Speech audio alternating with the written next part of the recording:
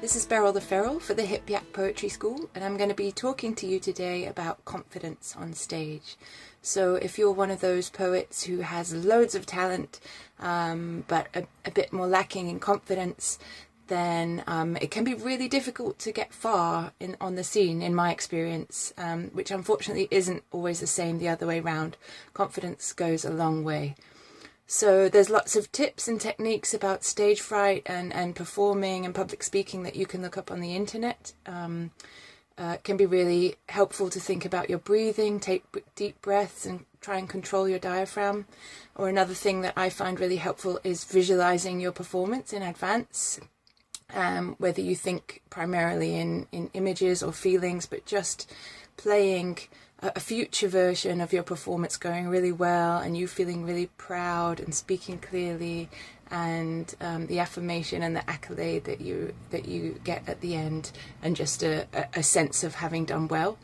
That can be something. So there's loads of things that you can look up, but the difference between poets and spoken word artists and actors is that for us, for the most part, we're not bringing a character on stage, or bringing ourselves.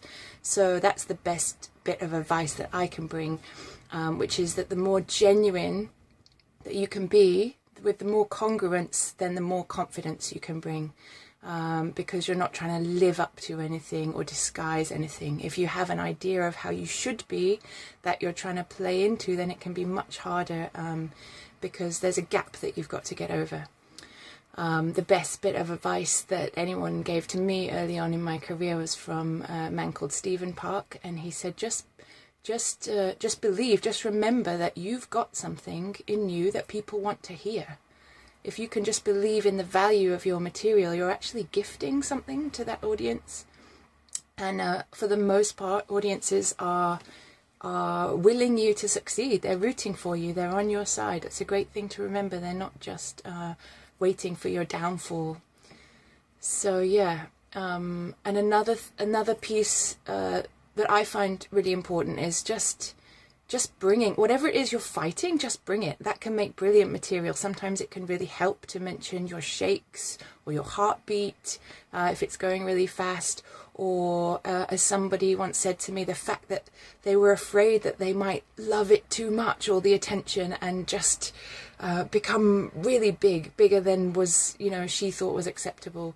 And it can be a real relief for everyone. It can be on everybody's behalf if you name things like that, which the audience can sometimes see anyway. And one of the best gigs that I ever had actually was at a festival. I was so accustomed to performing spoken word nights where there's a compere, where somebody's warmed up the audience, there's a bar, there's music, there's already like laughter and a vibe, and I got this gig at a festival that was just me, one woman show in the daytime with no tech and no host, and I just, to begin with, was worrying, how can I live up to all of that? How can I become all of those things myself? And then I realized, wow, this is my opportunity just to be me. What would Beryl the Feral be like in a vacuum with none of that stuff? I don't have to bring a continuity of the energy or the humor, and it really allowed me to be in my more shy, introverted self on stage, and it was so congruent that the audience loved it. We had a great time. It was one of my best gigs, and I really learned a lot. So yeah, for me, I think confidence can be a lot about just being yourself, and having as little discrepancy between the you in real life and the you that's on stage as possible, or just exaggerating the real life you rather than becoming something other. And that's my advice. There may be plenty of other tips and techniques, but yeah, good luck. I wish you all the best.